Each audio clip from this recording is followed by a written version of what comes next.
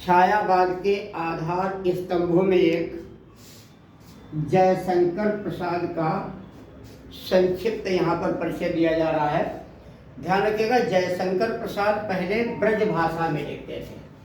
तो जब ये ब्रज भाषा में लिखते थे तो कलाधर उपनाम से लिखते थे। यह अक्सर एक प्रश्न आता है कि इनमें से किस कवि को कलाधर के नाम से जाना जाता है। तो जयशंकर प्रसाद ब्रज भाषा में कलाधर के नाम से लिखते थे।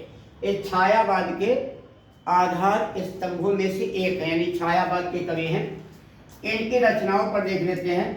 काव्य खंड की जो इनकी रचनाएं हैं, झरना 1918 में प्रकाशित झरना एक काव्य संग्रह है जिसमें 24 कविताएं हैं।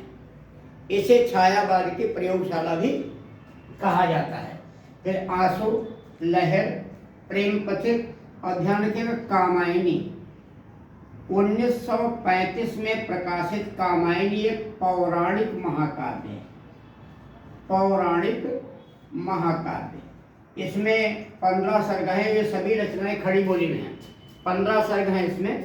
पौराणिक मतलब हुआ वेद पुराणों पर आधारित है। नाटकों में इनका क्या है, स्कंदगुप्त, चंद्रगुप्त, ध्रुव स्वामिनी, जन्मेजय का नागयज्ञ, अजातशत्रु और राजसिंह।